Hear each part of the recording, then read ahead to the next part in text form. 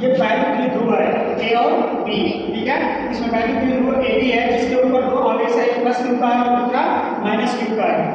यहाँ बिंदु ओ से यहाँ पर एक बिंदु ओ है, ओ से पी के बीच की दूरी जो है टोटल कितनी होता है आर है।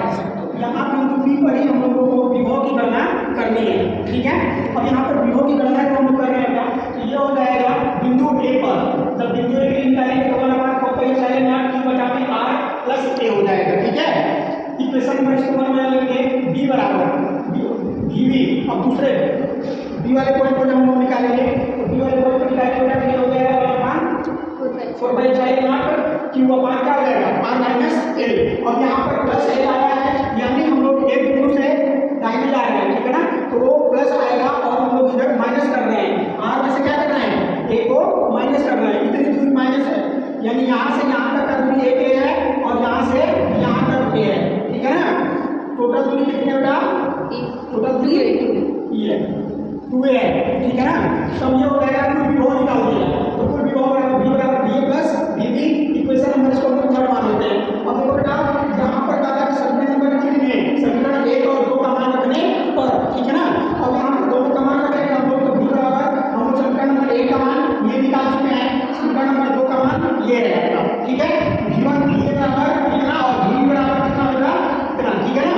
अब ये v और vb कर दिए, इनका दोनों से हम लोगों को q कॉमन मिल रहा है, q को हम लोग कॉमन कर दिए बेटा तो v बराबर 1/q और 1/r प्लस a हो जाएगा, ये हो जाएगा प्लस है यहाँ पर तो प्लस हो गया 1/4 1/r माइनस a हो जाएगा, ठीक है।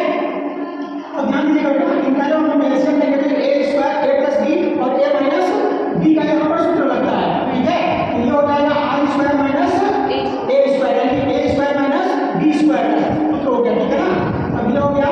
अब यहाँ पर हम लोग इसको बोलेंगे बेटा तब ये हो जाएगा आपका टोटल r से r कैंसिल हो जाएगा माइनस, यहाँ पर माइनस हो जाएगा और ये क्या हो जाएगा प्लस हो जाएगा और ये माइनस माइनस गुणा होगा तो क्या हो जाएगा बेटा प्लस हो जाएगा। तो ये हो जाएगा टोटल 2a, ठीक है ना, r से r कैंसिल हो जाएगा यहाँ पर तो यहीं पर दिया गया है -2a, ठीक है ना, बटा में r square minus a square. अब यहाँ पर हम लोग q से इसके अंदर मल्टीप्लाई कर दिए बेटा b बराबर -1/2qa बटा में क्या हो जाएगा बेटा r square minus a square हो जाएगा, ठीक है। अब हम लोग जानते हैं कि 2qa बराबर कितना होता है p होता है, ठीक है। 2qa बराबर p हो गया तो ये हम लोग इसके जगह पर p को रख देते हैं, ठीक है। तो ये हो जाएगा टोटल कितना v बराबर -1/4 q बटा में क्या हो जाएगा r square minus a square, ठीक है। यदि ये कह रहा है कि यदि r बड़ा हो a से, यदि ये r जो है वो बड़ा है किससे बेटा a से, ठीक है, तो यहाँ पर r स्क्वायर बराबर नगण्य मान लिया जाए a को हम लोग क्या मान लेगा बिल्कुल नगण्य मान लें 9 के बराबर मान लिया जाए, ठीक है। तो जब 9 के बराबर मान लेंगे तब यहाँ पर ये हो जाएगा v बराबर 1/4 p बटा में r स्क्वायर। नोट यदि माध्यम का परावैद्युतांक k हो, ठीक है ना, यदि के माध्यम के परावैद्युतांक में इसको रखा गया